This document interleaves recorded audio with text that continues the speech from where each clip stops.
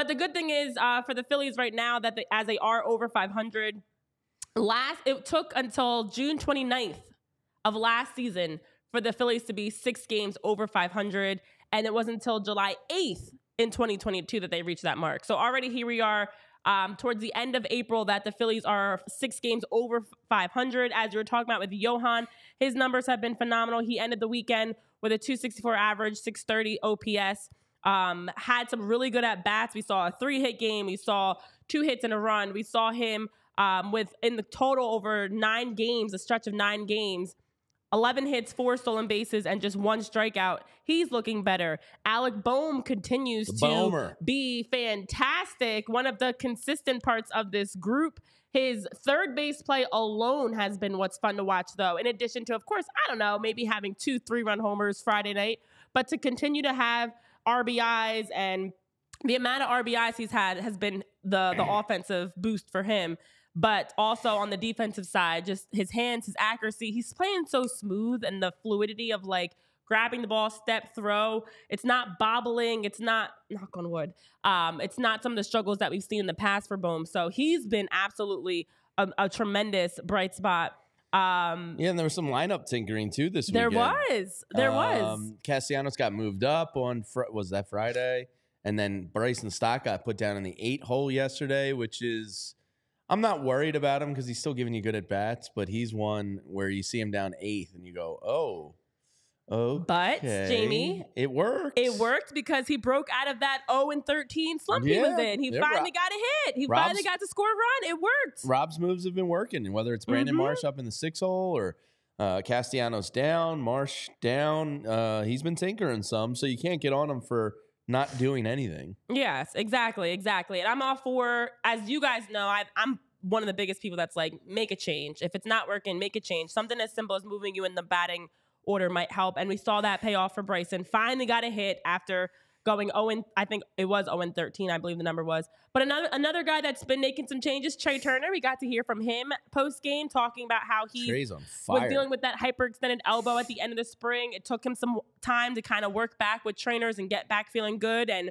he's been just finding some gaps to spray the ball into, and also sticking to what works best in his swing, getting level, the high finish, driving the ball back. And we've been seeing Trea, who I've been trying to figure out who's the guy that I feel like is performing the best. And even when I'm trying to figure out like who to highlight, it's definitely Trea, Kyle, or like neck and neck for me. I think it's Trea. But I think what helps Trea is because on the defensive side too, you're seeing how well he's playing. But you know, stealing bags, the doubles, the RBIs, and as he mentioned, him and the team, they're just finding different ways to win the game. It's different guys picking their marks. It's different guys stepping up at the right time. But Trea has consistently been doing well with his hitting streak and everything we've seen from him. He scored more runs last week than the Pittsburgh Pirates did as a team. He's absolutely on a tear. And when he gets on the base pass, it's such a threat because he's so fast. I saw a base running stat earlier today, and I think he's in the top 5 of most effective base runners right now in baseball. He's, you know, when you get that speed on base, and that's part of why getting Johan on base is so deadly to have Schwarber behind him. Speed on the base pass translates to every decade and every generation of baseball. So when Trea's getting on base like this, it's really freaking impressive what it does to this team, because it's kind of like Jimmy getting on base. Now, Jimmy, they're very similar in like they both had power and speed.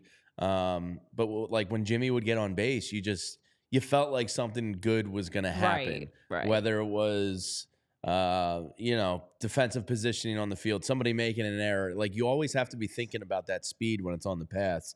So Trea Turner is kind of like the catalyst that gets this team going a little bit. Hopefully Harper can get going a little bit more and really take advantage of it. But as you said, Bohm and JT have been great. And Trea Turner's been phenomenal. Yeah, I mean, Trea went what you paid for. 6 for 13 on this homestand with 2 doubles, 8 total bases, 3 RBIs. And he has been very much, as you mentioned, a guy that when he's up, you feel like something good's going to happen. I know in the chat, just to hit on some of the comments, I did see some Trea talk in there. John, you're saying that you feel like Trea, when he's locked in, is one of your favorite players to watch. He's really fun to watch. Yeah, definitely a fan of his speed, his stroke, and you just feel like it's going very well for him at the plate and translating to the field. It is. It's definitely been helpful. Kyle's another one I know. I always bring up Kyle Schwarber because I feel like we've talked so much about him in the leadoff spot. But he did make some history. His 3 walks, home run, sac fly, and 3 runs that he scored yesterday. That was the first time a Phillies hitter has done that ever in a single game. Wow. Kyle Schwarber continues to also show us what Slim Schwarber's all about. He had his 1,000th game. He had his, he's right on pace. I know Matt Gelb's been tracking his plate appearances. His first plate appearances in 2023 are right on the mark with his first 98 and 99. Okay, that's what so he updated it. So he said his first 99 plate appearances in 2023 were 212, 323, 435 slash line. And in 2024, 98 plate appearances to start off the season, 217, 327, 434, right on track with where Kyle was last year, if not, and definitely better. But we've been seeing him also just continuing to lead the game off the right way, which has been fun to see. Yeah, Kyle, it's coming, like Matt Gelb points out in his 98, 99 at-bats. That just means the power is still going to come, and the power has been pretty good to start.